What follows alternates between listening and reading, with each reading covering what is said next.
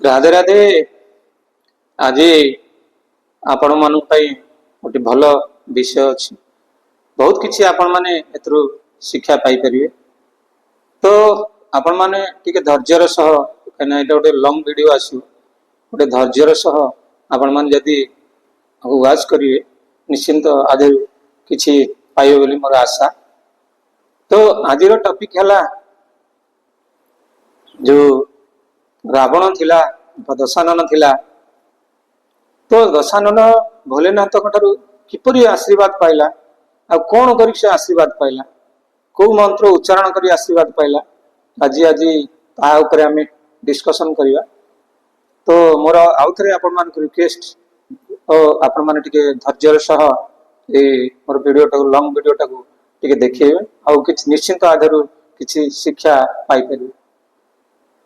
तो रावण सब मनस्थ कला अपन जानी सी सब देवता को निज बसर रखी शनि राहु केतु जहाँ भी सब अच्छा कुबेर ठार आरंभ कर समस्त बसर रखी से मने मने थे भाविला से मने मने थे भाविला जे मु जाऊँगी जो देवदेव महादेव कृपार मुझे एमती एत बड़क आसी जाऊँगी मु बसर रखी मो लंकापुर को आनी सब तो रावण सब जय कर अभ्यास से भाविला जाऊँगी भोलेनाथ को आणिकी मो लंकापुर रखी बहुत चिंता कला चिंता करी लास्ट को से कैलाश सरोवर को गला।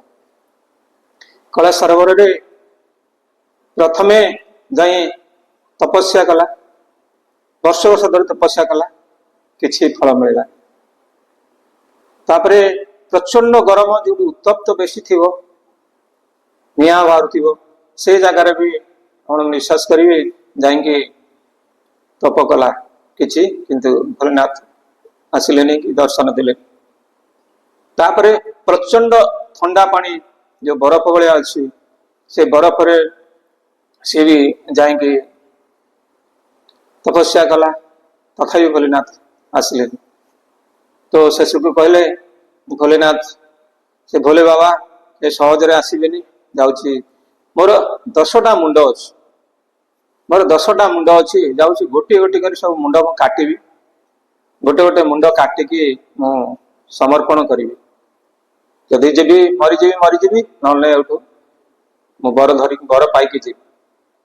तो से प्रथम कौन कला ना प्रथम तार गोटे मुंड को बा शेर को से काटिला अर्पण कला भोलेनाथ शुणिले। द्वितीय मुंड को अर्पण कला भोलेनाथ शुणिले। तृतीय मुंड को अर्पण कला भोलेनाथ शुणिले। चतुर्थ मुंड को अर्पण कला तथापि शुणिले। पंचम को अर्पण कला तथापि शुणिले। षष्ठ को अर्पण कला तथापि शुणिले। सप्तम दी अर्पण कला तथापि शुणिले। अष्टम गला तथापि शुणिले। नवम गला तथापि शुणिले। जेतोले 10म मुंड काटिबा से जाऊँगी रावण भोलेनाथ आविर्भाव हो गले। भोलेनाथ कहले जदि मु एबे न जाऊँगी ताले मो भक्त संकट पड़ जाओ। तो भोलेनाथ प्रकट हो गले कहे अरे तू तो मोर परम भक्त कहीं एमतिया कहीं दुष्कर्म काम करुछु ना मु आपन को बहुत तपस्या कली बहुत प्रार्थना कली आपन शुणिलेनी एथि आज एत बड़ मु निष्पत्ति ने ना ठीक अच्छे। भोलेनाथ को आशीर्वाद रु तार जो 9टा मुंड कटि जाइथिला से 9टा मुंड को पुणी भोलेनाथ जोड़ी देले जमती दशानन जमी थे सेमती हो गले। भोलेनाथ सब कहले कह कहीं एत तपस्या करूँ कौन तत तो सब जिन मिली तोर कौटा अभाव रहा तू आज पुणी एभलिया बड़ प्रयास कलु ना प्रभु मु सब पाई किंतु आपण को मो सांगे लंकापुर को जा पड़े। प्रभु टिके चिंता कले रावण बहुत महाचालाक मो जो आज सब है मोरी आशीर्वाद पाई है पुणी मते लंकापुर को नवा चाहिए। भोले बाबा से सब चिंता कले ठीक अच्छे। भोले बाबा ठीक अच्छे मु तो जहाँ मो लिंग से मुझे आज गोटे लिंग दौची से लिंग को नहीं तू स्थापन कर जो लिंग मोर स्थापन हो जगह विराजमान अच्छी। तो से लिंग को नहीं तो स्थापन कर ए लिंग रे ଯେତେବେଳେ କହିବୁ ମୁଁ ସେତେବେଳେ ଆବିର୍ଭାବ ହେବି। କିନ୍ତୁ ସେ ଲିଙ୍ଗ ନେଲା ବେଳେ ଗୋଟେ ସର୍ତ୍ତ ଅଛି। କଣ ସର୍ତ୍ତ ଅଛି ନା, ସେ ଲିଙ୍ଗକୁ ଯେତେବେଳେ ନବୁ ବାଟରେ କୋଉଠି ତଳେ ଥୋଇବୁନି। ଯଦି ତୁ ତଳେ ଥୋଇଦବୁ, ଯଦି କୋଉଠି ବାଇଚାନ୍ସ ତଳେ ଥୋଇଦେଲୁ, ତାହେଲେ ଜାଣିବୁ ଯେ ମୁଁ ସେଇଠି ରହିଯିବି, ଆଉ ବଞ୍ଚିପାରିବି। ରାବଣ ତ ଟିକେ ମହାଗର୍ବି, ମହାପଣ୍ଡିତ ହେଲେ ମହାଗର୍ବି, କହିଲା ମୁଁ ଦଶାନନ, ମୋର ଏତେ ଶକ୍ତି ଅଛି, ମୁଁ କାହିଁ ତଳେ ଥୋଇବାକୁ ଯିବି। ସେଇ ଇଏରେ ଭୋଲେନାଥଙ୍କର ଆଶୀର୍ବାଦ ପାଇଲା, ଆଉ ସେଇ ଲିଙ୍ଗଟା ଧରିଲା, ଚାଲିଲା।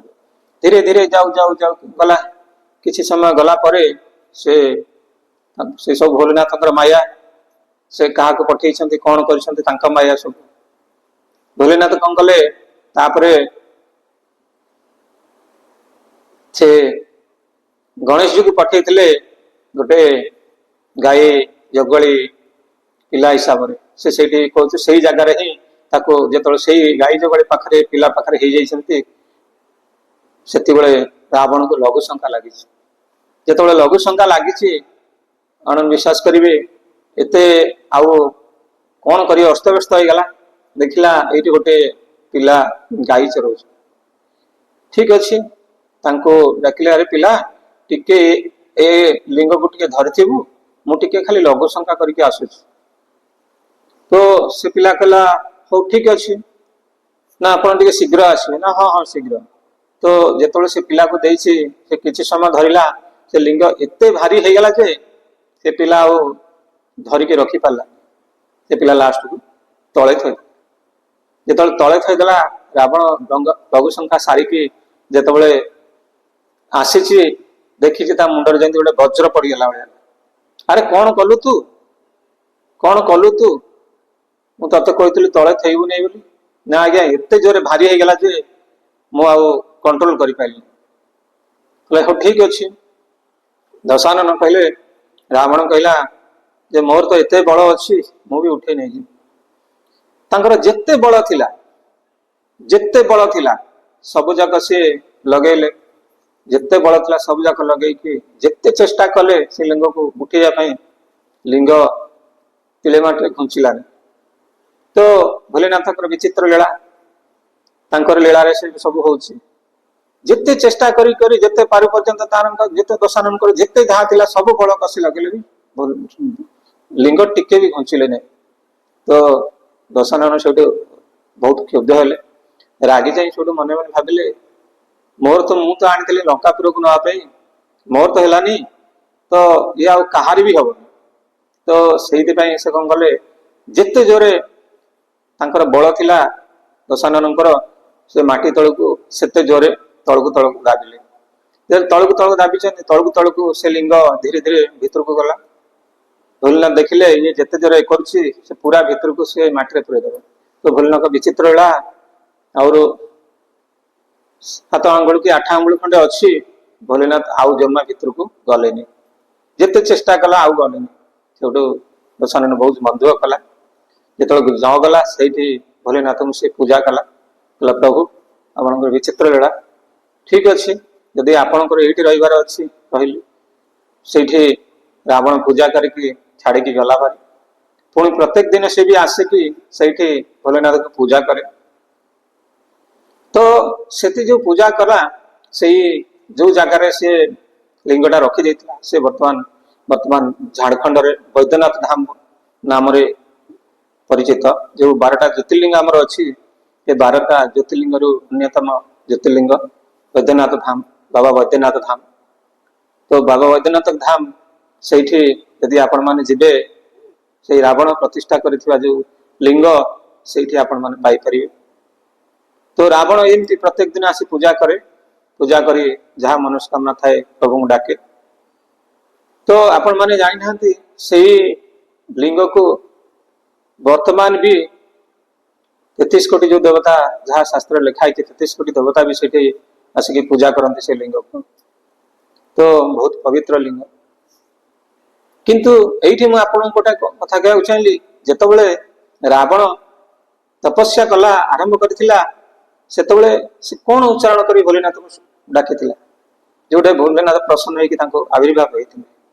କେବଳ କିଛି ନାହିଁ, କେବଳ ପଞ୍ଚାକ୍ଷର ମନ୍ତ୍ର, କେବଳ ପଞ୍ଚାକ୍ଷର ମନ୍ତ୍ର। ଆପଣମାନେ ନିଶ୍ଚିନ୍ତ ଜାଣିଥିବେ ପଞ୍ଚାକ୍ଷର ମନ୍ତ୍ର ନମ ଶିବାୟ, ଓಂ ନମ ଶିବାୟ, ଓಂ ନମ ଶିବାୟ।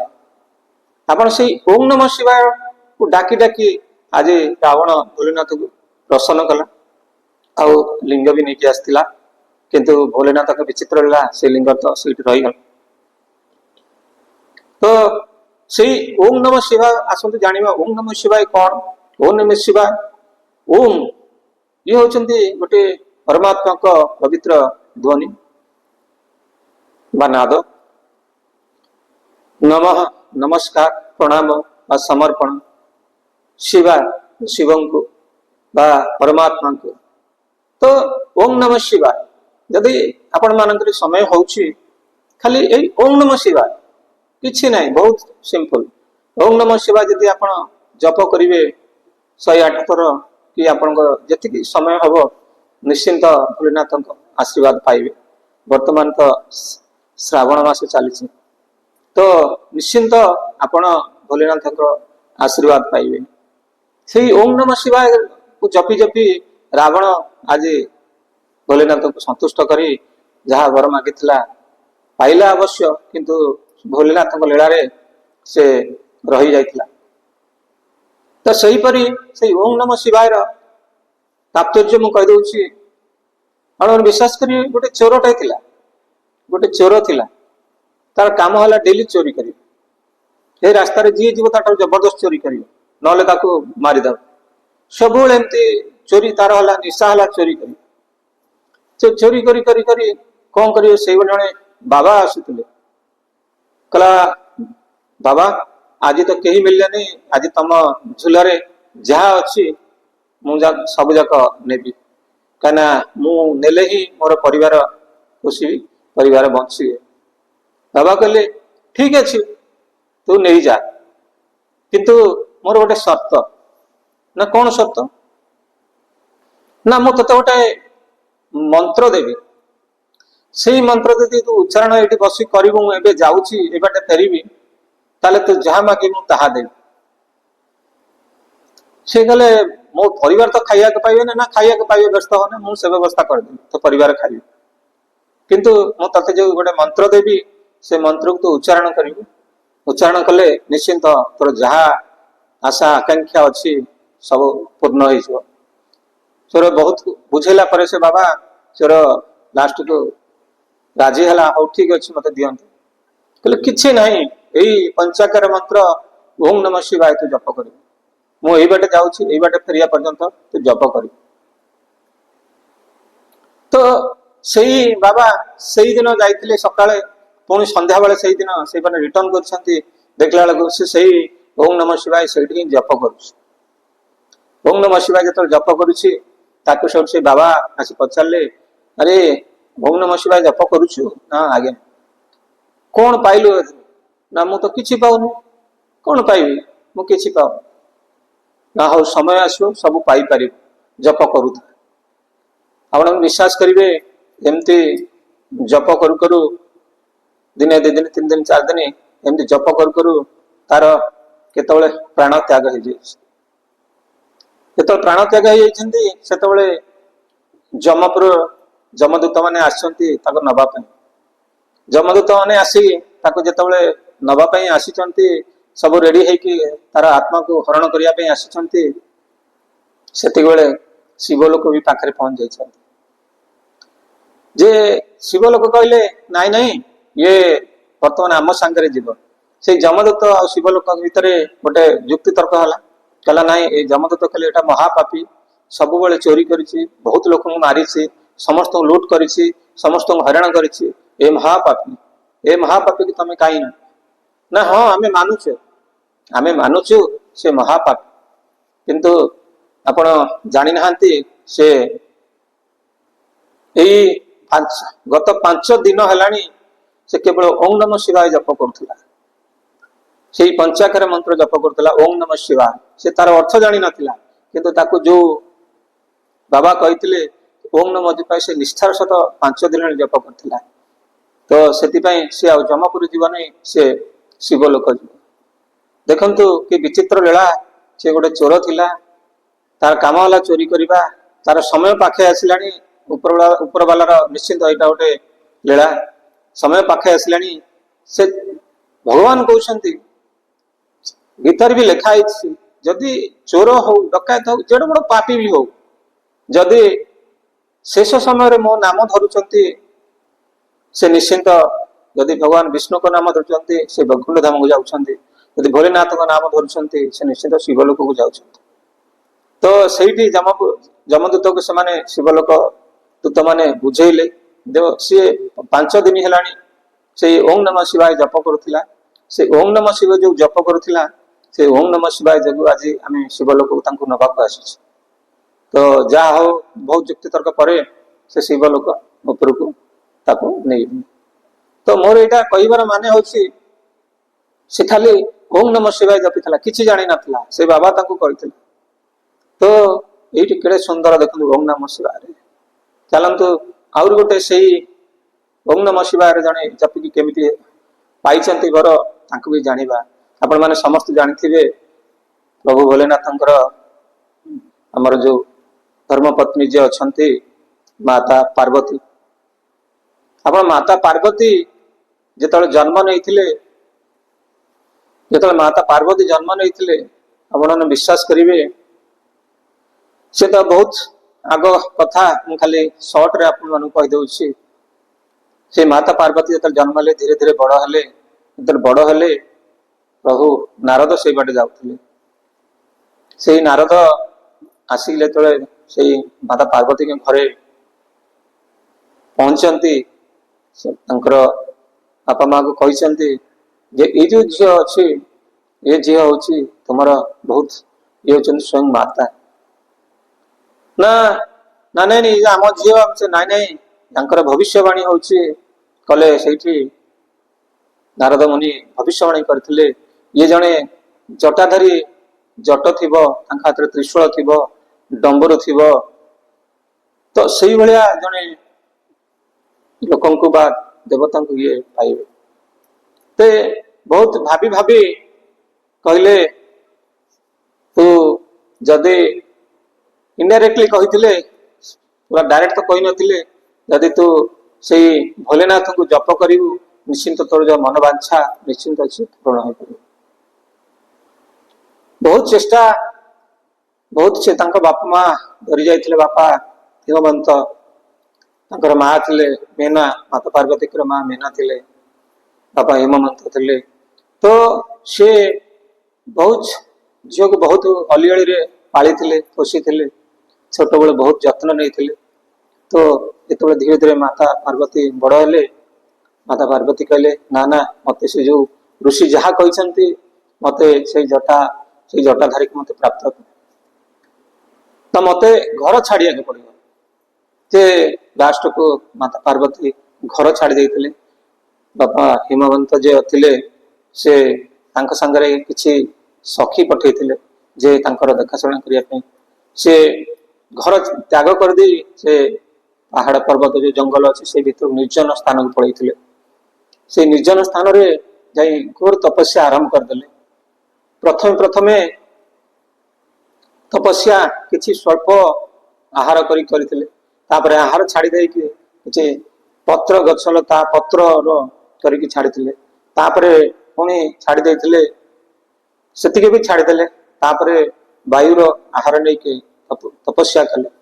ସେଇ ଯୋଉ ତପସ୍ୟା କଲେ, ଆପଣ ମାନେ ଜାଣିଛନ୍ତି, ସେଇ ଯୋଉ ତପସ୍ୟା କଲେ, ସେଇଠି ସେଇ ନାରଦ ମୁନି ହିଁ ଶିଖେଇଥିଲେ ଖାଲି ସେଇ ପଞ୍ଚାକ୍ଷର ମନ୍ତ୍ର ଜପ କରିବା ପାଇଁ, ଓಂ ନମଃ ଶିବାୟ। ସେଇ ଓಂ ନମଃ ଶିବାୟ ଜପ କରିବା ପାଇଁ ତ ମାତା ପାର୍ବତୀ ସେଇ ଓಂ ନମଃ ଶିବାୟ ଜପ କରି ଚାଲିଲେ ନିରନ୍ତର। ଫାଷ୍ଟ କିଛି ଫଳମୂଳ ଖାଇକି, ତାପରେ ଗଛର ପତ୍ର ଖାଇକି, ତାପରେ ବାୟୁର ଇଏ ନେଇକି, ତାପରେ ସବୁ ଛାଡି ଦେଇକି ସେଇ ନିରନ୍ତର ଜପ କଲେ। ତ ଭୋଲେନାଥ ତଥାପି ଦର୍ଶନ ଦେଲେନି। ତାଙ୍କ ବାପା ମା ଯେତେ ବୁଝେଇଲେ, ଆରେ ମା ତୋର କଅଁଳ ବୟସ, ତୁ କାହିଁ ଏତେ ତପସ୍ୟା କରୁଛୁ, କାହା ପାଇଁ କରୁଛୁ? ନା ନାଇଁ ମତେ ମୁନି କହିଛନ୍ତି ମାନେ ମୁଁ ନିଶ୍ଚିନ୍ତ ସେଇ जटाधारी मु निश्चिंत मोर बर रूपे पाइबी। से एत तपस्या अटल हेले भोलेनाथ तो सब देखु था। भोलेनाथ कौन कले से दी जन सहचर को पठेले परीक्षा करने पठे माता पार्वती पाखक। माता पार्वती प्रणाम कले पाद धोईदेले कहले कहतु मुनिवर मु कौन कर माँ तू कहीं एत तपस्या करुच्ची निर्झर जंगल में बाघ भालू हाथी समस्त अच्छा घर द्वारा छाड़ी ते कौन बयस तपस्या कर ना नाई मुझे मत जो नारद मुनि कही मुझे मोर बर को मु प्राप्ति आज ये करुच्ची ना तू जाचु से बर किए ना किए ना हूँ से स्वयं भोलेनाथ से जो जटा कही त्रिशूल धरती तो सी हूँ से भोलेनाथ ना से जे भी हूँ मुझे न पाला पर्यंत मु घर को जी से निरंतर से ओम नमः शिवाय ओम नमः शिवाय ओम नमः शिवाय से जप कर चली था। से जो दुज मुनि आसते कहले अरे माँ तो से भोलेनाथ विषय कौन जाचु ना कौन जानी ना अरे से हूँ जंगल रहे तार घर द्वार ना तार किसी ना से वस्त्र पिंधती ना बकुल पिंधती बाघर छाल पिंधती सी मत केमी रखिए तो तू एते तपस्या करुचु एते परिश्रम करुचु। माता पार्वती बहुत बाधि मुझे तपस्या एते करी ये दुई जन मत आस तात्सल्य करते प्रकार भंगी कहले से तो श्मशान रुहती श्मशान विभूति की देहरे लगाती तो सी तमें कौन से श्मशान रही बहुत प्रकार बुझेले जिते बुझेले माता पार्वती एक गोटे जिद धरले ना मुझे भोलेनाथ भी मु बर रूपे पाई जिते मुनि ऋषि जहाँ कहले जो कर्कट भाषा भी कहले गाड़ी गुलस कले कहले सी एमती अधर्म भीतर जहाँ भी कहले माता पार्वती शुणी शुणी अश्य हो गले। माता पार्वती सबू कही आज्ञा आपण माने मुनि जदि आपण माने एठू न जीवे ताले मु आपन को अभिशाप देदेवी आपण माने एठी भस्म हो। तो मुनि जो एक सब शुणी विश्वास करेंगे से पूरा दौड़ी दौड़ी जमती आसते सेमती पलि से कथा जाकि भोलेनाथ को कही प्रभु से बहुत जिदिया आम आपणकर विषय जिते खराब कहलु जहाँ भी कहलु आप श्मशान रोच कहलु जहाँ भी कहलु भस्म आप देहर भोली होती कहलु जहाँ भी कहलु जिते तिरस्कार कर कहलु टिके हेले से तांकर किछि पार्थक्य आसलानी से एका जिद्रे अटल रहिले तेणुक आमे भावुछु प्रभु से आपण न पाइबा पर्यंत से तांकर एही तपस्या जारी रखिथिले। एमती दिन दिन बढ़ी चलला बढ़ी बढ़ी चलला बढ़ी बढ़ी गला भोलेनाथ बाध्य होइकि वेश बदल आसिले एक ब्राह्मण रूप में आसिले निजे स्वयं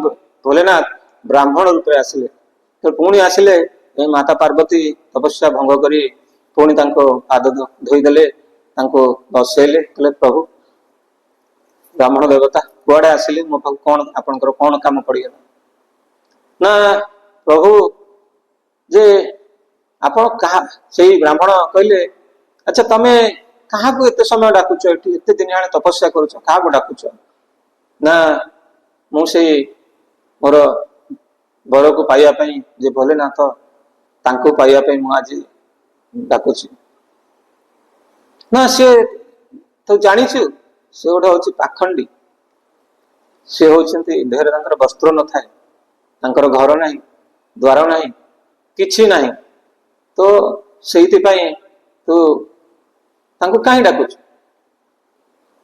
डाकिले तोर कि तो से जिते से ब्राह्मण जिते बुझेले आउ से भोलेनाथ को निजे निज को तात्सल्य कले पाखंडीटा से मशाणी रहे ना घर अच्छी ना द्वार अच्छी ना खाइया को अच्छी किछि नाही तो पाइले कौन कर जिते बुझेले से भोलेनाथ से जमा बुझिलेनी एका जितरे माता पार्वती अटल रहिले आउ सेई ओम नमः शिवाय नाम को उच्चारण करथांत एई भोलेनाथ जो छद्म बेशरे आस्तिले ब्राह्मण बेशरे ताको अति कहिले सेठी माता पार्वती क्रोधित होइकी कहले मु तुमको अभिशाप दे देवी तमे एठी भस्म हेछ मो तपस्या तमे बाधा करूछ मो स्वामी जी हेबे तांको तमे तिरस्कार करूछ से जहाँ भी हंतु से पाखंडी हंतु से वस्त्र न थांतु जहाँ भी थांतु मु तांको मो मनरे थरे मानि नेछि माने मु तांको न पाया पर्यंत एठु उठिबिनी जेतोळे से तांको जिद्दी रे अटल होइकी जेतोळे तांको भस्म करि आउछंती भोलेनाथ सेठी तांकर निज स्वरूप रे पळे देखा दैछंती जेतोळे निज स्वरूप रे देखा दैछंती आपण मन विश्वास करिवे सेठी माता पार्वतींकर खुशी रहू सीमा नाही सेठी माता पार्वती सेठी मुंडिया मारिछंती भोलेनाथ तांको आशीर्वाद करछंती कहलो ठीक अछि तमे जदी तम जिद्दी रे अटल ताले तमे मु लोक पठौछि तम घर को तम बापा मां पाखरे जाइके बाहागर प्रस्ताव दे तम बापा मां राजी हेबे तो ना निश्चिंत राजी हेबे से दायित्व मोर निश्चिंत राजी हेबे यह कही भोलेनाथ सेठारु पळै जाइथिले माता पार्वती सबठु घर पाई जाइके घर को जाइथिले जे भोलेनाथ सेठु कौन कले से जने मुनि के पठैथिले कोठी की तांको घर को से नारद मुनि की पठैथिले तांको घर को कहले जाई प्रस्ताव देवा पई जेते बुझैले से हेमंत आ मेना बुझिले नै मेना तांको मां जे थिले कहले ना ना मु केबे भी तांको सहित मु बाहर करि परिबिनी तांकर घर नाही द्वार नाही किछि नाही तांको सहित मु बाहर करि परिबिनी जेते जहा बुझैले से जिद्दी रे अटल हेले तापरे ब्रह्मा जी आसिले ब्रह्मा जी भी बुझेले कहले देखे तम झील जो जन्म होती से झील से केवल भोलेनाथ जन्म होती से तम झील नुह सी होती महामाई सी होती आसी लीला करने से भोलेनाथ ही जन्म होती तमे चाहिए भी रखिपर नहीं तमें चाह बहुत बुझाबुझी पर विश्वास करेंगे बहुत मैंने बुझाबुझी पर से माता तंकर राजी हेले किंतु गोटे कंडीशन है माता तंकर कही कहे से भल रूप से आसवे भल कपड़ा पिंधे भल मुकुट पिंधे सरलापर बर बेश जमी आसवे सेमती आसवे ना हाँ ठीक अच्छे मु भोलेनाथ को कहीदेवी से ठीक आस तो सही जिते ब्रह्माजी पलैते बागर प्रस्ताव डेट फिक्स होता हिमंत बहुत सजासजी करते बहुत डाकी करते बहुत सब देवादेवी को डकरा होता समस्ते से भोलेनाथ कौन करते ना से ब्रह्माजी थे विष्णुजी थे से बरजात्री भोलेनाथ कौन कले सब जो शिवंकर गण जाता आप जानते शिवंकर गण आस भूत प्रेत सब बेसी गण था कहार आप विश्वास करते कहार मुंड न कार गोड़ न कार हाथ न कार आखि न ये सब लोक बरजात्री सब आसी था जिते बरजात्री रे धीरे धीरे धीरे धीरे बरजात्री सब आसु था से गाँ कंपु थाए जो पहाड़ थे कंपु था समस्ते उत्सुक थे माता पार्वती बर केमिति हाई जेतबले आपण माने विश्वास करिवे सही पाखर लोक माने जेतबले देखिचंती तांकर स्वामी जे एते वस्त्र पिंधिचंती ये धरिचंती तो सेठी कोन होइछि ना ए खाली त्रिशूल धरिचंती डंबुर धरिचंती याको धरके आछंती संगरे कार मुंड नाही कार हाथ नाही कार गोड़ नाही कार आखि नाही तो चली गाँ लोक मैंने सब डरी जाते गोपाल तापर यही कथा माता मीना पाखे पहुंची जाता जे ये बरजात्री सब भूत पेत हो सब आसुँच तुम जो ज्वाई हेबे से तो पूरा तांको सांगरे भस्म बड़ी सब आठी माता मीना चेता हर जाते ये सब कथा जो से गाँ वाला शुणी चेता हर जाते तापरे से माता मैना एका जिदी धरथिले ना मो झील को मु केबे तांको देबिनी जदि बहुत बुझेले ब्रह्मा जी बुझेले हिमवंत भी बुझेले बहुत बुझा बुझी परे से राजी हेले किंतु गोटे कंडीशन हला जे से जदि तांको रूप को चेंज करिवे ताले निश्चित मु मो झील को तांको सहित बाहार करी आपण माने विश्वास करिवे सेही मेनांको जिदिरे भोलेनाथ को तांको निज स्वरूप रे आसी गले निज स्वरूप रे आसले एते सुंदर भोलेनाथ थिले एते सुंदर थिले तांको आगरे सेठी समस्त फीका पड़ जायथिले एते सुंदर तांको निज स्वरूप सेही निज स्वरूप को से लुचिया पई कि सबले भस्म बळी होइथांती से जेतले भस्म बळी होइनांती तांको निज स्वरूप थिला आहा केते सुंदर ता कहि हबनी ताको वर्णना करि हबनी तो सेही भोलेनाथ तांकर जेतले निज स्वरूप रे आसंती जो माने तिरस्कार करुथिले जे पार्वती को ज्वाई एमिति समिति समिति समान देखि कि तांको मुंड खराब हो जाइतिला तो सेहिति पई जेतबळे बड़ आसिले मैंने भारी खुशी हेले जा हो जाई बहुत सुंदर इते सुंदर जे पृथ्वी रे तांको बळी आउ केही सुंदर ना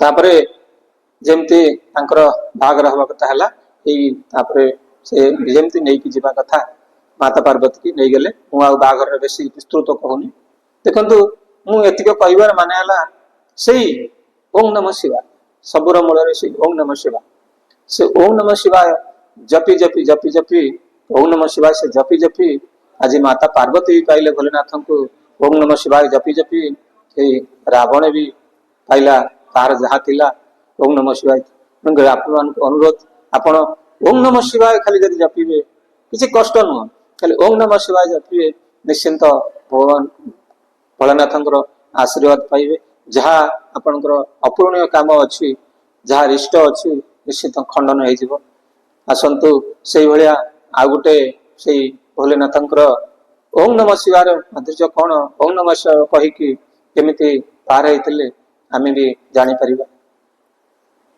तो से ओम नमः शिवाय से चोर विषय में आ गोटे कहूँ गोटे चोर थिला आपण माने विश्वास करन गोटे चोर थिला से पापी थिला से सब बेश्याशाल को जाए चोरी करिबा धन बेश्याशाल को जीव घरे कहा पचारिबनी एमती धीरे धीरे सब बेले पापरे सब बेले घांटी होतिला सब बेले पापरे जतले घांटी हे से कौन कला ना धीरे धीरे एते पाप हो गला जे आपण माने विश्वास करिवे नहीं एते पाप हो गला जे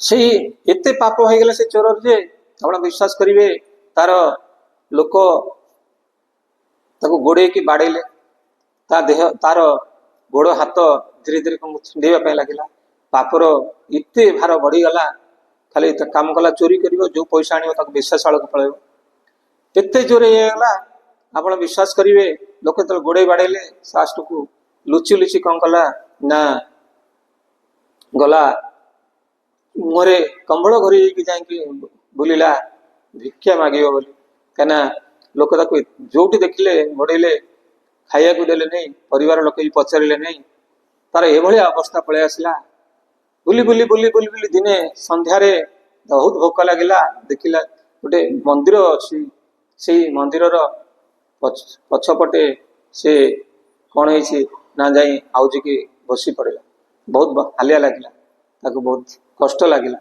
क्षुदा भी लगिला तो कौन करिवो सेठी से मंदिर रे से मंदिर थिला भोलेनाथ मंदिर से मंदिर रे भोलेनाथ पुराण पाठन काम चली लोक मैंने पुराण पढ़ुले शिव पुराण से शिव पुराण शुणिकी लोक मैंने सब आनंदित होते से शिव पुराण जो थिला वाक्य थिला शुणिकी लोक मैंने बहुत खुशी होते आनंदित होते तो से जितेबले से चोर को चोर भोक लगी से जो मंदिर पछपटे लुचि जाइतिला से लुचिकी से कौन करिछि ना से जो शिव चलीथिला पुराण चलता से पुराण से ता कान भी बाजु था କାନରେ ବାଜି ବାଜି ସେଠୁ ସେ ଆଗକୁ ଯେତେବେଳେ ପୁରାଣ ସରିଛି ତାକୁ ବହୁତ ଭୋକ ଲାଗିଛି, ଲୋକ ଖାଇବାକୁ ଦେବେ ବୋଲି ଯେତେବେଳେ ତାକୁ ଯାଇଛନ୍ତି, ତ ସେଇଠି ଲୋକମାନେ ବି ତାକୁ ଚିହ୍ନି ଯାଇଛନ୍ତି ଯେ ଅମକ ଲୋକ ଏଇଟା, ଯେ ତାଙ୍କୁ ଗୋଡେଇ ଗୋଡେଇ ବାଡା ବାଡା, ତଥାପି ତାକୁ ଗୋଡେଇଛନ୍ତି। ସେ ଗୋଡେଇ ଗୋଡେଇ ଗୋଡେଇ ଗୋଡେଇ ବହୁତ ଦୂରକୁ ପଳେଇ ଯାଇଛି। ଯେତେବେଳେ ଦୂରକୁ ପଳେଇ ଯାଇଛି, ଆପଣ ବିଶ୍ୱାସ କରିବେ ବହୁତ ଭୋକ ଲାଗିଛି, ଆଉ ଚାଲି ପାରିନି, ରହିଯାଇଛି, ଲୋକମାନେ ସବୁ ଫେରିକି ଚାଲି ଯାଇଛନ୍ତି। ଗୋଟେ ବେଲପତ୍ର, ଆପଣ ପବନ ଗୋଟେ ବେଲପତ୍ର ଉଡି ଉଡି ଆସିଛି, ତା ଦେହରେ ସେ ବେଲପତ୍ରଟା ଲାଗିଛି, ପୁଣି ପବନ ଦେଇଛି, ସେ ବେଲପତ୍ର ଉଡି ଉଡି ଆସି ସେ ଭୋଲେନାଥଙ୍କ ଯୋଉ ମନ୍ଦିର ଥିଲା, ବେଲପତ୍ରଟା ସେ ଲିଙ୍ଗ ଉପରେ ପଡିଯାଇଛି। ଯେତେବେଳେ ଲିଙ୍ଗ ଉପରେ ପଡିଯାଇଛି, ସେ ସେତିକିବେଳେ କଣ କରିଛି ନା, ସେଇ ଯୋଉ ଚୋର ଥିଲା, ଯୋଉ କଷ୍ଟ ପାଉଥିଲା, ଯୋଉ ଯନ୍ତ୍ରଣା ପାଉଥିଲା, ସେଇଠି ତାର ମୃତ୍ୟୁ ହେଇଯାଇଛି। ଖାଇବାକୁ ପାଇନି, 4 ଦିନ ପାଛରେ ଖାଇନି, କ୍ଳାନ୍ତ ହେଇଯାଇଛି, ଦେହରେ ରୋଗ ଥିଲା, ସେଥିପାଇଁ ତାର ମୃତ୍ୟୁ ହେଇଯାଇଛି। ଯେତେବେଳେ ସେ ମୃତ୍ୟୁ ହେଇଯାଇଛି, ସେତେବେଳେ ସେଇ ଯମଦୂତ ମାନେ ଆସିଛନ୍ତି ତାକୁ ନବା ପାଇଁ। ସେତେବେଳେ ସେଇ ଯମଦୂତ ମାନେ ତାକୁ ନବା ପାଇଁ ଆସିଛନ୍ତି। ଯେତେବେଳେ ଯମଦୂତ ତାଙ୍କୁ ନବା ପାଇଁ ଆସିଛନ୍ତି, ସେତେବେଳେ ଶିବଲୋକ ବି ସେମିତି ପଳେଇ ଆସିଛନ୍ତି। ଯମଦୂତ କହିଲେ, ତମେ କାହିଁ ଆସିଛ? ଇଏ ତ ମହାପାପୀ, ଇଏ ତ ସବୁବେଳେ ଅସତ୍ୟତାର ଧନ ଅର୍ଜନ କରୁଥିଲା, ଚୋରି କରୁଥିଲା, ବେଶ୍ୟାଶାଳକୁ ଯାଉଥିଲା।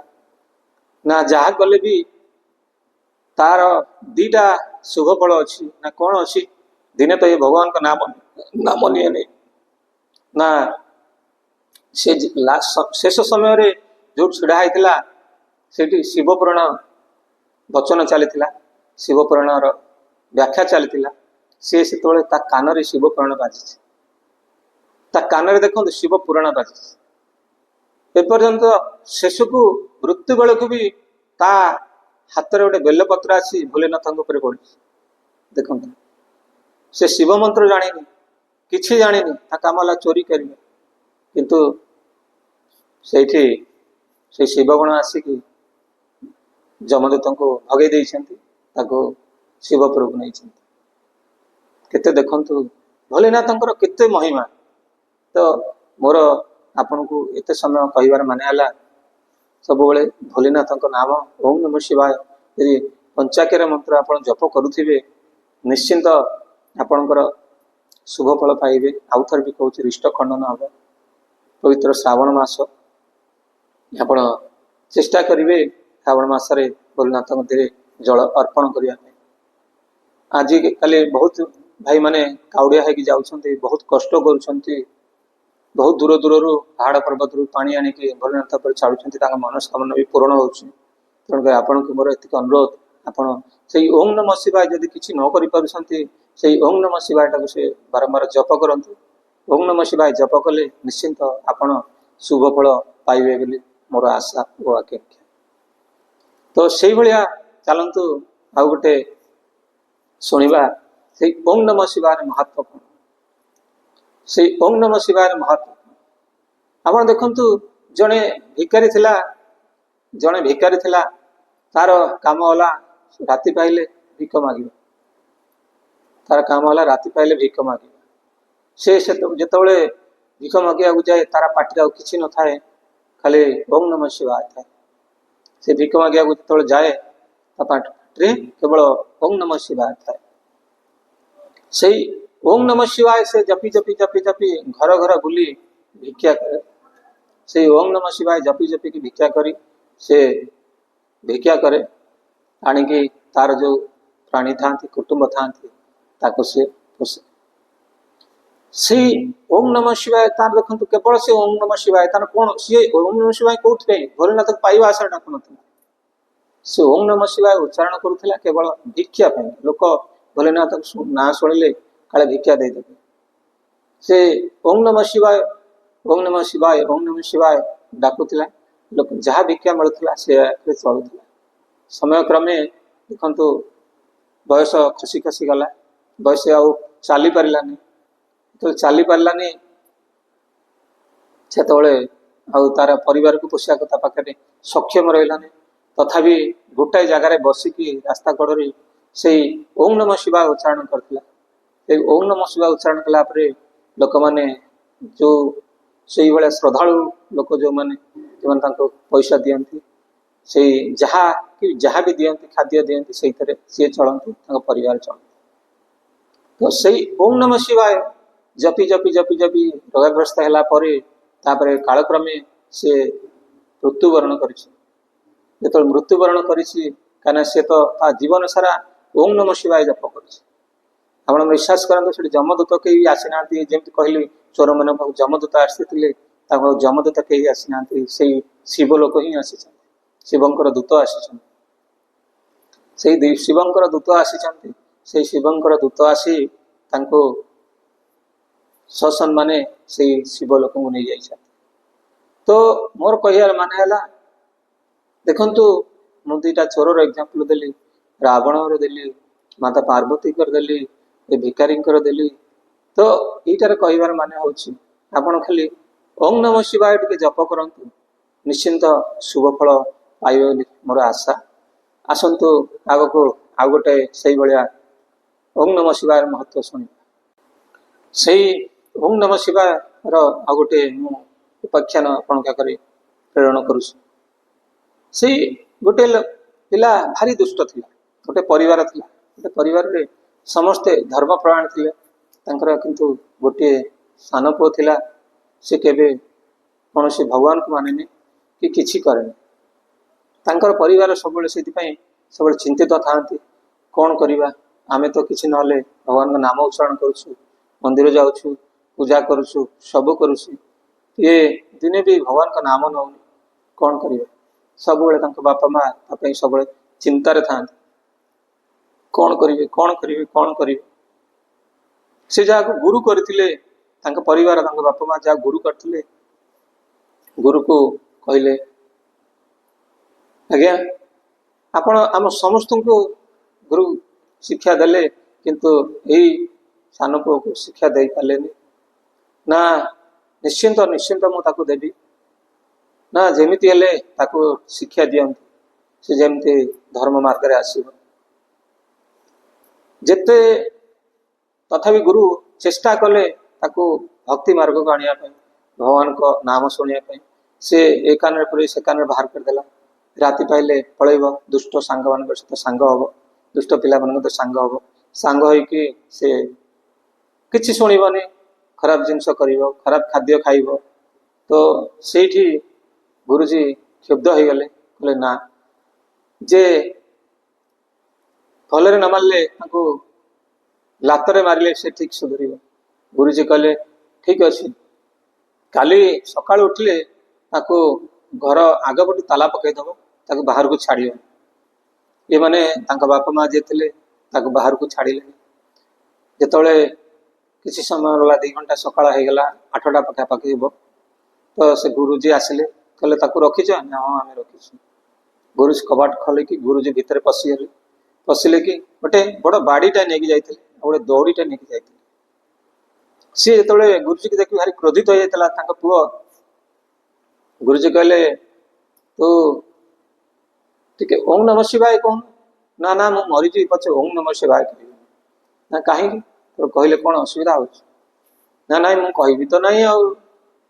ଗୁରୁଜୀ କ'ଣ କଲେ, ତାକୁ ସେଇ ଘରେ ଗୋଟେ କାନ୍ଥରେ ବାନ୍ଧି ପକେଇଥିଲେ।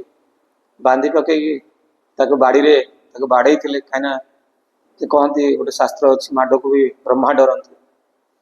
ତ ସେଇଠି ତାଙ୍କୁ ଏତେ ଜୋରେ ବାଡ଼େଇଥିଲେ, ଏତେ ମାଡ଼ ଖାଇ ଖାଇ ସେ ଜୋର ଚିଲଉଥାଏ। ବାପା ମା ଭାରି ଚିନ୍ତିତ ହେଉଥାନ୍ତି, ମୋ ପୁଅଟା କେତେ ମାଡ଼ ଖାଉଛି, କ'ଣ କରୁଛି। ତ ଯେତେ ବାଡ଼େଇଲେ ସେ ଜମା କହିଲାନି, ହେଲା ମରିଗଲେ ପଛେ କହିବିନି। ଯେତେବେଳେ ଅତି ବାଡ଼େଇଲେ ଗୁରୁଜୀ, ସେ କହିଲେ ମୁଁ ଯଦି ଥରେ ଓಂ ନମଃ ଶିବାୟ କହିଦେବି ତମେ ମୋତେ ଛାଡ଼ିଦେବ? ଗୁରୁଜୀ କହିଲେ ନିଶ୍ଚିନ୍ତ, ଥରେ ଓಂ ନମଃ ଶିବାୟ କହ, ମୁଁ ଯଦି ନ ଛାଡ଼ିବି ତାହେଲେ ତୁ ମୋତେ କହିବୁ।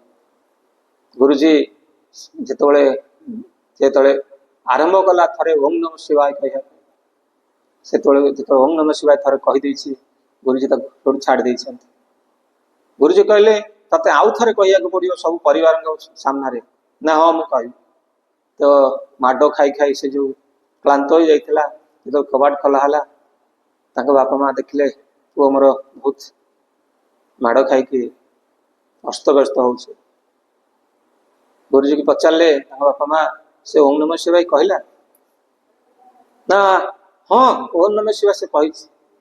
କାହିଁ ସେ ତ ଆମ ଆଗରେ କହୁନି? ନା, ସେ କହିଥିଲା କହିବ ବୋଲି, ସେ କହୁନି ଆଉ ତ ଏତେ ମାଡ଼ ଦେଲି, ସେ ତୋର ଓಂ ନମଃ ଶିବାୟ କହିଲା। ତାପରେ ସେଉଠୁ ବାପା ମା ଆଉ କିଛି କହିଲେନି, ଯାହା ହଉ ଗୁରୁଜୀ କଣ ମିଛ କହିବେ, ସେ ତ କହୁଛି ଓಂ ନମଃ ଶିବାୟ କହିଛନ୍ତି ବୋଲି। ଗୁରୁଜୀ ତାଙ୍କୁ ସେଇଠି ଛାଡ଼ି ଦେଇଥିଲେ। ସେ ପିଲା, ସେ ତ ଦୁଷ୍ଟର ଥିଲା, ଖାଲି ମାଡ଼ ଭୟରେ ଓಂ ନମଃ ଶିବାୟ କହିଦେଇଥିଲା। ଆପଣ ବିଶ୍ୱାସ କରିବେ, ସେଉଠୁ ସେ ପୁଣି ଯେତେବେଳେ ଗୁରୁଜୀ ପଳେଇଲେ, ତାଙ୍କ ବାପା ମା ତାଙ୍କୁ ଯେମିତି ଖାଇବା ପିଇବା ଦେଇ ପୁଣି ଇଏ କଲେ, ପୁଣି ସେ ତାଙ୍କର ଯେମିତି ଥିଲା ବାହାରକୁ ସେଇ ଦୁଷ୍ଟ ସାଙ୍ଗମାନଙ୍କ ସହିତ ଧୀରେ ଧୀରେ ପଳେଇଲା। ସମୟକ୍ରମେ ଏମିତି ସବୁବେଳେ ଧୀରେ ଧୀରେ ସେ ସାଙ୍ଗମାନଙ୍କ ପାଖକୁ ଯିବ ଆସିବ, ଯିବ ଆସିବ, ଯିବ ଆସିବ। ଧୀରେ ଧୀରେ ଥରେ ଏମିତି ସାଙ୍ଗମାନଙ୍କ ସହିତ ଯାଉଛି, ଆପଣମାନେ ବିଶ୍ୱାସ କରିବେ, ଗୋଟେ ଗାଡ଼ି ଆସିଲା, ସେ ରାସ୍ତାରେ ଯାଉଥିଲା, କିଛି ମାନେ ଯୋଉଗୁଡାକ କହନ୍ତି ମଦ ପିଇ ଦେଇକି ସେ ଟଳ ହେଇକି ଯିବା ସମୟରେ ଗୋଟେ ଟ୍ରକ୍ ଆସିଥିଲା, ତାକୁ ଚଢ଼େଇ ଦେଇଥିଲା। ସେଇଠି ତାର ମୃତ୍ୟୁ ହେଇଯାଇଥିଲା। ଯେତେବେଳେ ବାପା ମା ଶୁଣିଲେ ପୁଅଟା ମୃତ୍ୟୁ ହେଲା, ଭାରି ଦୁଃଖିତ ହେଇଯାଇଥିଲେ, ଭାଙ୍ଗି ପଡ଼ିଥିଲେ। ତ ସେଇଠି ଯମଦୂତ ମାନେ ଆସିଥିଲେ। ଯେତେବେଳେ ଯମଦୂତ ଆସିଥିଲେ, କିନ୍ତୁ ସେଇ ଜାଗାରେ ଶିବଲୋକ କେହି ଆସିନଥିଲେ, ଏଇ ଯମଦୂତ ମାନେ ହିଁ ଆସିଥିଲେ। ଯମଦୂତ ଆସିକି ତାର ଆତ୍ମାକୁ ନେଇଗଲେ କୋଉଠି ନା ସେଇ ଯମପ୍ରଭୁ। ଏ ଯମପ୍ରଭୁ ନେଲା ପରେ ଯମରାଜଙ୍କ ପାଖରେ ପେଶ କଲେ। ଯମରାଜ କହିଲେ, ଆରେ ଆରେ ଚିତ୍ରଗୁପ୍ତ, ଆର କୁଣ୍ଡଳୀ ଖୋଲ। ଆରେ କୁଣ୍ଡଳୀ ଖୋଲ, କଣ କରୁଛି? ଚିତ୍ରଗୁପ୍ତ କୁଣ୍ଡଳୀ ଖୋଲିଲେ। କହିଲେ, ଆଜ୍ଞା, ଇଏ ଜୀବନରେ କେବେ ଭଲ କାମ କରିନି, ଜୀବନରେ ଖରାପ କାମ ସବୁ କରିଛି, ଖରାପ ସାଙ୍ଗ ସାଙ୍ଗରେ ହେଇଛି, କେବେ ମନ୍ଦିର ଯାଇନି, କି ଭଗବାନଙ୍କ ନାମ ନେଇନି, କିଛି କରିନି, ଆକୁ କଣ କରାଯିବ? ଯମରାଜ କହିଲେ, ଆକୁ କଠୋରରୁ କଠୋର ଦଣ୍ଡ ମିଳିବ, ଯାହା ଆମ ଯମପୁରରେ ଅଛି, ରୁଲ ଆଣ୍ଡ ରେଗୁଲେସନ ସବୁ ଅଛି, ସେଇ ଅନୁଯାୟୀ ତାକୁ ଦଣ୍ଡ ଦିଆଯିବ। ଯେ ଯମରାଜ ପୁଣି ଆଉ ଥରେ କହିଲେ, ତଥାପି ଆଉ ଟିକେ ଖେଳ, ପୋଥି ଖେଳ, କାଳେ ଥରେ ଅଧେ କୋଉଠି କହିଦେଇ ନାହିଁ ତ। ସେଇଠି ଯେତେବେଳେ ଚିତ୍ରଗୁପ୍ତ ଆଉ ଥରେ ଭଲକି ଖୋଜିଛନ୍ତି, ଦେଖିଲେ ଥରେ ସେ ଗୁରୁଜୀ ଗୋଟେ ଜଣେ ବାଡେଇଥିଲେ, ତାଙ୍କ ମାଡ଼ ଭୟରେ ସେ ଥରେ ଜବରଦସ୍ତ ଓଁ ନମଃ ଶିବାୟ କହିଛନ୍ତି। ଥରେ ଜବରଦସ୍ତ ଓଁ ନମଃ ଶିବାୟ କହିଛି। ତ ସେଇଠି ଯେତେବେଳେ ଜବରଦସ୍ତ ଓଁ ନମଃ ଶିବାୟ କହିଛି, ଯମରାଜ କହିଲେ, ରହିଯା। ସେ ଥରେ ଓଁ ନମଃ ଶିବାୟ କହିଛି। ଯମରାଜ ସେଠୁ କନଫ୍ୟୁଜନ ପଡିଗଲେ, ସେ ଯଦି ଥରେ ଭୋଲେନାଥଙ୍କ ନାମ ନେଇଛନ୍ତି, ତାଙ୍କୁ ଆମେ କି ଦଣ୍ଡ ଦେବା? ସେଇ ତାପରେ ଯମଦୂତ ଯମଗଣକୁ ନେଇ ଯମଗଣ ହାତରେ ପଠେଇଲେ, ତମେ ଗୋଟେ କାମ କର, ସେ ବ୍ରହ୍ମାଜୀ ପାଖକୁ ଯାଅ, ତାଙ୍କୁ ପଚାରିବ, ସେ ଥରେ ଓଁ ନମଃ ଶିବାୟ ନାମ ନେଇଛି, ଜୀବନରେ କିଛି ଭଲ କାମ କରିନି, କିନ୍ତୁ ଓଁ ନମଃ ଶିବାୟ ନେଇଛି, ତାକୁ ସେ ଯୋଉ କଥା କହିବେ ଆମେ ସେଇ ଅନୁଯାୟୀ କାମ କରିବୁ। କାହିଁକିନା ଆମର ତ କନଫ୍ୟୁଜନ ହେଇଯାଉଛ ଆମ ରୁଲରେ, ତଥାପି ଥରେ ଭଗବାନଙ୍କ ନାମ ନେଇଛି ମାନେ। ତ ସେଇଠି କଣ ହେଇଛି, ବ୍ରହ୍ମାଜୀ ପାଖକୁ ଯେତେବେଳେ ନେଇଛନ୍ତି, ବ୍ରହ୍ମାଜୀକୁ କହିଛନ୍ତି, ପଚାରିଛନ୍ତି ଯେ ଇଏ ଆଜୀବନ କାଳରେ କେବେ ମନ୍ଦିର ଯାଇନି, ଭଲ କାମ କରିନି, କିଛି କରିନି, କିନ୍ତୁ ମାଡ଼ ଭୟରେ ଥରେ ଓଁ ନମଃ ଶିବାୟ କହିଦେଇଛି। ମାଡ଼ ଭୟରେ ଥରେ ଓଁ ନମଃ ଶିବାୟ କହିଦେଇଛି। ନା, ଥରେ ଓଁ ନମଃ ଶିବାୟ କହିଛି, ମୁଁ ତ କିଛି ଦେଖିପାରୁନି, ମୋ ଦେହରେ କିଛି ଆସୁନି, ତ ମୁଁ ଆର ଥରେ ଓଁ ନମଃ ଶିବାୟ ନେଲେ କଣ ହବ, ମୁଁ କିଛି କହିପାରିବି। ତମେ ଗୋଟେ କାମ କର, ବିଷ୍ଣୁଙ୍କ ପାଖକୁ ନେଇଯାଅ, ବିଷ୍ଣୁ ଯାହା କହିବେ ସେଇଟା ହଉଛି ଫାଇନାଲ। ତାପରେ ଯମଦୂତ ସେଇ ଆତ୍ମାକୁ ନେଇକି ବିଷ୍ଣୁଙ୍କର ଯାଇଛନ୍ତି।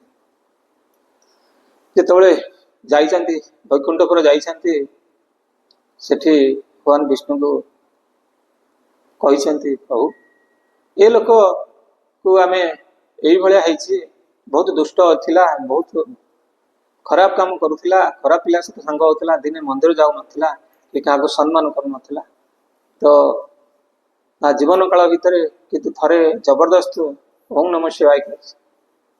ସେ ଥରେ ଓಂ ନମ ଶିବାୟ ଯୋଉ କହିଛନ୍ତି ତାଙ୍କୁ କି ଦଣ୍ଡ ଦିଆଯିବ, ସେଥିପାଇଁ ଯମରାଜ କନଫ୍ୟୁଜନରେ ପଡି ବ୍ରହ୍ମାଜୀ ପାଖକୁ ପଠେଇଥିଲେ। ଯେ ବ୍ରହ୍ମାଜୀ ଯେତେବେଳେ କିଛି ସଲ୍ୟୁସନ ବାହାର କରିପାରିଲେନି, ସେଠୁ ଆମେ ଆପଣ ପାଖକୁ ଆସୁ।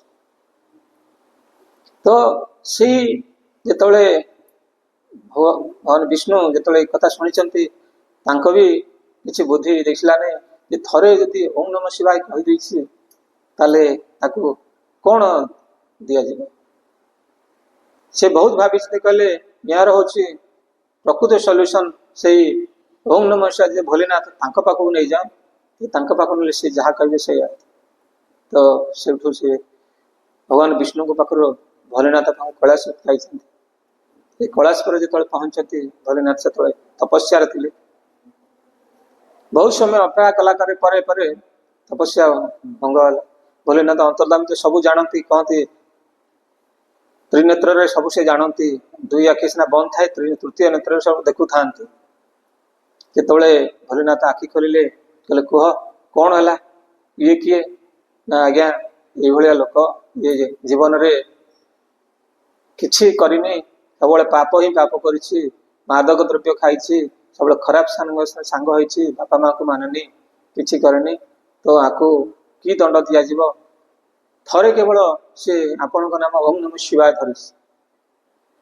ସେଇଠି ଭୋଲେନାଥ ଟିକେ ହସିଥିଲେ, କହିଲେ ଆରେ ତମେ କଣ ଜାଣିପାରୁନ, ତମେ କଣ ଜାଣିପାରୁନ ଥରେ ସେ ଯୋଉ ଓಂ ନମ ଶିବାୟ ଧରିଥିଲା ବୋଲି, ଥରେ ସେ ଓಂ ନମ ଶିବାୟ ଧରିଥିଲା ବୋଲି ଆଜି ସେ ବ୍ରହ୍ମଲୋକକୁ ଗଲା, ବ୍ରହ୍ମଲୋକ ଦେଖିଲା, ବିଷ୍ଣୁ ଲୋକକୁ ଗଲା, ବୈକୁଣ୍ଠ ଭବନ ଦେଖିଲା, ବର୍ତ୍ତମାନ ଶିବ ଲୋକକୁ ଆସିଛି, ଶିବ ଲୋକ ଦେଖିଲା।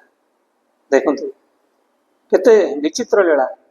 ଥରେ ଓಂ ନମ ଶିବାୟ କହିଥିଲା, ଥରେ ଓಂ ନମ ଶିବାୟ କହିଥିଲା ବୋଲି ତା ଆତ୍ମା ବ୍ରହ୍ମଲୋକ, ବିଷ୍ଣୁ ଲୋକ, ଶିବ ଲୋକ ତିନି ପୁର ବୋଲି। ତ ଏଇଠି ମୋର ଆପଣଙ୍କୁ କହିବାର ମାନେ ହେଲା, ଥରେ ଖାଲି ଓಂ ନମ ଶିବାୟ ଜପ କରନ୍ତୁ, ନିଶ୍ଚିନ୍ତ ଆପଣଙ୍କର ଯାହା ରିଷ୍ଟ ଅଛି ନିଶ୍ଚିନ୍ତ ଖଣ୍ଡନ ହବ, ଭୋଲେନାଥ ଆପଣଙ୍କୁ ପ୍ରସନ୍ନ ହେବେ। ତ ସେଇଭଳିଆ ଆଉ ଗୋଟେ ଏକ୍ସାମ୍ପଲ ଆସିବ, ମୁଁ ତ ପ୍ରାୟ ସେଇ ଚୋରଙ୍କର ବେଶୀ ଏକ୍ସାମ୍ପଲ ଦିଏ। ଆଉ ଗୋଟେ ଚୋର ଥିଲା, ଆପଣ ବିଶ୍ୱାସ କରିବେ, ଗୋଟେ ମୁଁ ଆସୁଛି ଚୋର ଆଡକୁ, ଗୋଟେ ରାଜା ଥିଲା, ରାଜାର ଗୋଟିଏ ଅଲିଅଳି ଝିଅ ଗୋଟେ ଥିଲା, ଗୋଟେ ଅଲିଅଳି ଝିଅଟା ଥିଲା। ସେ ଝିଅ ଧୀରେ ଧୀରେ ଧୀରେ ଧୀରେ ବଡ ହେଲା, ସେ ଝିଅର ବିତୃଷ୍ଣା ଭାବ ସବୁବେଳେ ଆସିଲା। ସେ ଝିଅର ବିତୃଷ୍ଣା ଭାବ ଆସିଲା ମାନେ ସେ ଆଉ ଚାହିଁଲା ନାହିଁ ମୁଁ ରହିବା ପାଇଁ ଘରେ ରହିବି। ସେ ସବୁବେଳେ ଭାବିଲା ମୁଁ ସେଇ ଭଗବାନଙ୍କ ନାମ ଧରିବି, ଆଉ ମୁଁ ଏଠି ରହିବିନି, ମୋର ଏ ରାଜ୍ୟର କିଛି ନେଣ ନାହିଁ ଦେଣ ନାହିଁ। ସେ ତା ବାପାଙ୍କୁ କହିଲା, ସେ ରାଜାଙ୍କୁ କହିଲା ମତେ ଗୋଟେ ଜଙ୍ଗଲରେ କୁଟିଆ କରିଦିଅ, ଯେ ମୁଁ ସେଇଠି ମୋର ନାମ ଜପ କରିବି, ପ୍ରଭୁଙ୍କ ନାମ ଜପ କରିବି, ଜପ କରିକି ଯାହା ପ୍ରାପ୍ତି ହେବି ସେଇଟାରେ ହିଁ ରହିବି, ମୁଁ ଜମା ଏ ରାଜଉଆସରେ ରହିବିନି। ତ ସେଇଠି ରାଜଉଆସରେ ସେ ରହିବାକୁ ଚାହିଁ ନଥିଲା। ସେ ରାଜଉଆସରୁ ଧୀରେ ଧୀରେ ତା ପାଇଁ ଯୋଉ ବାପା ଠିକ କରିଥିଲେ, ଯୋଉ ଗୋଟେ ଜଙ୍ଗଲରେ ଘର ତା ପାଇଁ ସ୍ପେଶାଲ କରିଥିଲେ, ସେ ଯାଇକି ସେଇଠି ରହିଲା। ସେଇଠି ତାଙ୍କ ରାଜା ଯେ ବାପା ଥିଲେ କହିଲେ ମୁଁ ତତେ ଏଠି ବହୁତ ପାଟରାଣୀ ଦେଇଦଉଛି, ବହୁତ ଜଗୁଆଳି ଦେଇଦଉଛି, ଖାଲି ତତେ ନା ନା ମୋର କିଛି ଦରକାର ନାହିଁ, ମୁଁ ସେଇଠି ରହିବି, ମତେ ଏକୁଟିଆ ଛାଡିଦେ। ଯୋଉ ସେଇଠି କଣ କଲେ, ଯେତେବେଳେ ରାଜା ଗଲେ ଛାଡିବାକୁ, ସେ ଘର ଭିତରେ ରାଜା ଆଉ ତାଙ୍କ ଝିଅ କଥାବାର୍ତ୍ତା ହଉଛନ୍ତି, ଏକୁଟିଆ କେମିତି ରହିବୁ, କଣ କରିବୁ, କିଛି ନାହିଁ, ଆଉ ତୋର ତ କେହି ଗୁରୁ ନାହାନ୍ତି, ବିନା ଗୁରୁରେ ତ କିଛି ହବ ନାହିଁ।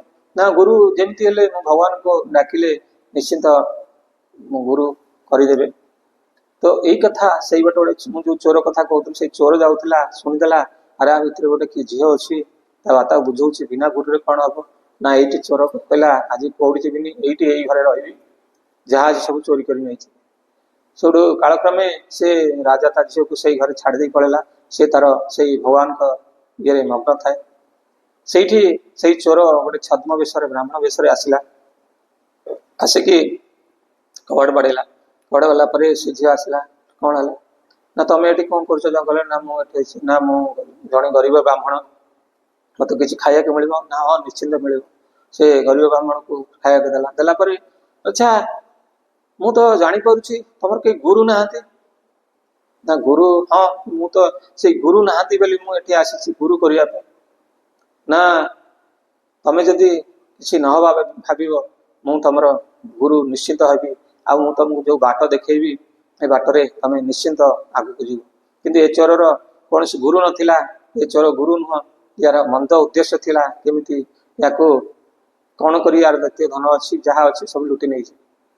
ତ ଯେତେବେଳେ ତାକୁ କହିଲା ତୁ ଧ୍ୟାନ କରିବୁ, ଏଇ ଗଛ ପାଖରେ ଗୋଟେ ଘର ଆଗରେ ଗଛ ଥାଏ, ହେଲେ ଏଇ ଗଛ ପାଖରେ ଧ୍ୟାନ କରିବୁ, ଆଖି ବୁଜି ଧ୍ୟାନ କରିବୁ, ତାପରେ ମୁଁ ତତେ ଗୁରୁ ଜ୍ଞାନ ଦେବି। ଯେତେବେଳେ ସେ ଗଛ ମୂଳରେ ସେ ଝିଅ ଧ୍ୟାନ କରିବାକୁ ତାକୁ କହିଲା, ଇଏ କଣ କଲା, ଗୋଟେ ରସି ଆଣି ସେ ଗଛରେ ସେ ବାନ୍ଧି ଦେଲା। କହିଲା, ସେ ଝିଅ କହିଲା ମତେ ବାନ୍ଧୁଛ କାହିଁକି? ନା ହେଲେ ବାନ୍ଧିଲେ ହିଁ ଗୁରୁ ଜ୍ଞାନ ମିଳିବ, ନହେଲେ ମିଳିବ। ସେ ଝିଅ ତ ଗୁରୁ ପାଇବା ଆଶାରେ ଯାହା କିଛି କହୁଥାନ୍ତି ତାହା କରୁଥାଏ। ସେଇଟା ଯେତେବେଳେ ବାନ୍ଧି ଦେଇଛି, ସେତେବେଳେ କଣ ହେଇଛି ନା ତା ଘରେ ଯେତେ ପ୍ରକାର ଥିଲା ସବୁ ଜିନିଷ ଧରିକି ଇଏ ସେଉଠି ଝିଅ କହିଲା, ଠିକ ଅଛି ତମେ ଯାହା ନଉଛ ନିଅ, ମତେ କିଛି ଗୁରୁ ଜ୍ଞାନ ଦେଇକି ଯାଅ, ଯୋଉ ଜ୍ଞାନରେ ମୋ ଗୁରୁଙ୍କୁ ମୁଁ ପାଇପାରିବି। ନା ମୁଁ ତମକୁ ଗୋଟେ କହୁଛି, ତମେ ଏଇଟା ଉଚ୍ଚାରଣ କଲେ ନିଶ୍ଚିନ୍ତ ଗୁରୁକୁ ପାଇପାରିବ। ଯେତେବେଳେ ସେଇ ଚୋର କିଛି ତାକୁ ବୁଝିଲା ନାହିଁ, କିଛି ମନ୍ତ୍ର ଜାଣିନି, ସେଉଠୁ ତାକୁ କହିଥିଲା ତୁ ଖାଲି ଓಂ ନମ ଶିବାୟ ଉଚ୍ଚାରଣ କର। କିଛି ପାଇଲା ନାହିଁ, କହିଦେଲା ତାକୁ ଓಂ ନମ ଶିବାୟ ଉଚ୍ଚାରଣ କର। ସେ ସେଉଠୁ ସେଇ ଝିଅ ନିରନ୍ତର ନ ଖାଇ ନ ପିଇ ଓಂ ନମ ଶିବାୟ ଉଚ୍ଚାରଣ କରି କରି ଚାଲିଲା। ତେଣୁ ଓಂ ନମ ଶିବାୟ ଉଚ୍ଚାରଣ କରି ଚାଲିଲା। ଦିନେ ନାହିଁ, 2 ଦିନ ନାହିଁ, 3 ଦିନ ନାହିଁ, 15 ଦିନ, 20 ଦିନ ହେଇଗଲା, କିଛି ନାହିଁ, ଖିଆ ପିଆ ନାହିଁ, ନିରନ୍ତର ଓಂ ନମ ଶିବାୟ। ସେଠୁ ସେଇ ବାଟେ ଆମର ମୁନି ନାରଦ ମୁନି ଆସୁଥିଲେ, ଦେଖିଲେ କିଏ ଗୋଟେ ଜଙ୍ଗଲ ଭିତରେ ଓಂ ନମ ଶିବାୟ କହୁଛି।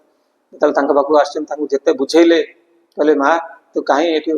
ନା ନାହିଁ ମୋ ଗୁରୁ ଦରକାର। ନା ଗୁରୁ ମୁଁ ନା ନାହିଁ ମୋର ଗୁରୁ। ସେଠୁ ନାରଦ ମୁନି ପଳେଇଥିଲେ, ପାରିନଥିଲେ। ସେଇଠି ବ୍ରହ୍ମାଜୀ ବି ଆସିଥିଲେ, ଯେ ବ୍ରହ୍ମାଜୀ ବି ତାଙ୍କୁ ଆସି ବହୁତ ବୁଝେଇଲେ, କହିଲେ ମା ତୁ କାହିଁ ଏ ଜଙ୍ଗଲରେ ଏମିତି କରୁଛୁ, କିଛି ନାହିଁ, ଗୁରୁ ନାହିଁ, ସେ ତୁ ଚାଲ ମୋ ସାଙ୍ଗେ। ନା ନାହିଁ ମୁଁ ଏଠୁ ଯିବିନି, ମୋର ଯିଏ ମତେ ଗୁରୁ ଜ୍ଞାନ ଦେଇକି ଯାଇଛି ସେ ଗୁରୁ ଆସିଲେ କରିବି। ତ ବିଷ୍ଣୁଜୀ ବି ସେଇ ବାଟେ ଆସିଥିଲେ। ସେ ବିଷ୍ଣୁଜୀ ଓಂ ନମ ଶିବାୟ ଶୁଣି କିଏ ଗୋଟେ ନିରନ୍ତର ଓಂ ନମ ଶିବାୟ ଜପ କରୁଛି, ତ ସେଇଠି ବି ସେ ଆସିଥିଲେ। ବିଷ୍ଣୁଜୀ ବି ଯେତେ କହିଥିଲେ ପାରିନଥିଲେ, ଶେଷକୁ ଭୋଲେନାଥଙ୍କ କାନରେ ପଡିଲା। ଭୋଲେନାଥ ଯେତେବେଳେ ଦେଖିଲେ ତୃତୀୟ ନେତ୍ରରେ ମୋର ଗୋଟେ ଭକ୍ତ ମୋ ନାଁ ଶିବା ଅହରହ ଉଚ୍ଚାରଣ କରୁଛି।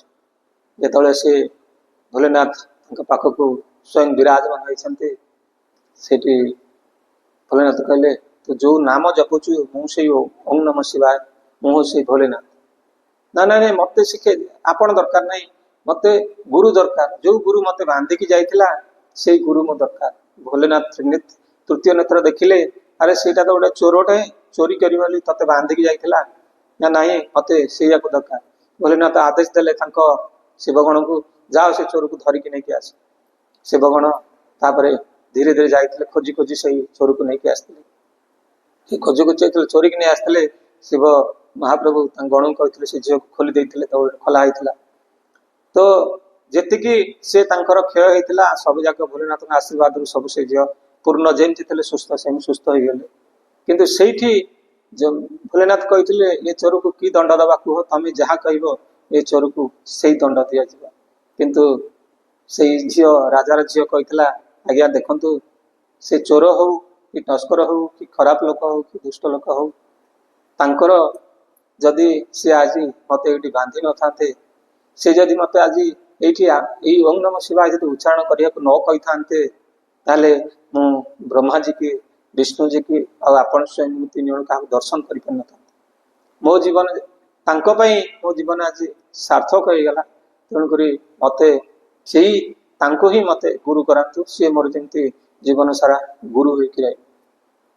ଭୋଲେନାଥ କହିଲେ ଦେଖ କି ମହିମା, ସେ ବି ତାର ଓಂ ନମ ଶିବାର ଅର୍ଥ ଜାଣିନି, ଏ ଝିଅ ବି ଓಂ ନମ ଶିବାର ଅର୍ଥ ଜାଣିନି, ଗୋଟେ ଚୋରକୁ ଗୁରୁ କରିବ ବୋଲି ଜିଦ୍ଦି ଧରି ବସିଲା। ଭୋଲେନାଥ ତାକୁ ତଥାସ୍ତୁ କହିଥିଲେ। ଦେଖନ୍ତୁ ମୁଁ ଏଇଟା କହିବାର ମାନେ କଣ, ସେ ଚୋର ସିଏ ବି ଜାଣିନଥିଲା, ସିଏ ବି ଭୋଲେନାଥଙ୍କୁ ସେଇଠି ଦର୍ଶନ କରିଲା, ଗୋଟେ ଚୋର ହେଇକି ବି ସେ ଭୋଲେନାଥଙ୍କୁ ଦର୍ଶନ ପାଇଗଲା। ତ ସେଇଥିପାଇଁ ମୁଁ ଆପଣଙ୍କୁ ସବୁବେଳେ ଅନୁରୋଧ କରୁଛି, ଆପଣ ओम नमः शिवाय देखो केते पावर अच्छे। ओम नमः शिवाय जप कले केते पावर अच्छे। से ओम नमः शिवाय यदि आपण निरंतर जप करिवे निश्चिंत आपणकर जहाँ मनस्कामना अच्छी निश्चिंत पूर्ण हम। आहरी एमती अनेक स्टोरी अच्छी भोलेनाथंकर कहले सरबनी। तो आपण मानू मोर शेष अनुरोध रपण मैंने दयाकोरी ये भिडटा को शेष पर्यटन जब देखिए धैर्यर सह देखिए जदि आप स्पिरिचुअल माइंड थी जदि आप किसी पाइबा चाहूँगी ताले निश्चिंत आपण ये मो भिडियो रु आप किसी ज्ञान निश्चिंत पाइपर। जदि ज्ञान पाइबे निश्चिंत आपण मन मोर ये अनुरोध निश्चिंत लाइक करेंगे टे सेयार करेंगे आ सब्सक्राइब भी करेंगे कले सब्सक्राइब कले आपण मान आहरी भल भल यही नीतिवाणी मुझे शुणेबी। किंतु आपन को आउ थरी भी कहूँ धैर्यर सह सब आप तो सर्ट जिन देखुं ये लंग वीडियो मुझे कह माने आदर आप शिक्षा पाइपर जो शिक्षा आपन को निश्चिंत ये भवसागर पार कर ये पापर मुक्ति दब रिष्ट खंडन कर जहाँ मनस्कामना अच्छी आपंकर निश्चिंत प्राप्य हम। आपण लोक भी यही ओम नमः शिवाय बाणी कहूँ करेंगे क्या किसी यहाँ पर जमी पुआ अच्छी झील अच्छी कि आप छोट भी अच्छा आप निजे भी सब ओम नमः शिवाय कहते जो समय पाइबे यदि ओम नमः शिवाय कहे निश्चिंत आपंकर जहाँ रिष्ट खंडन हम शेष को रोचे। राधे राधे।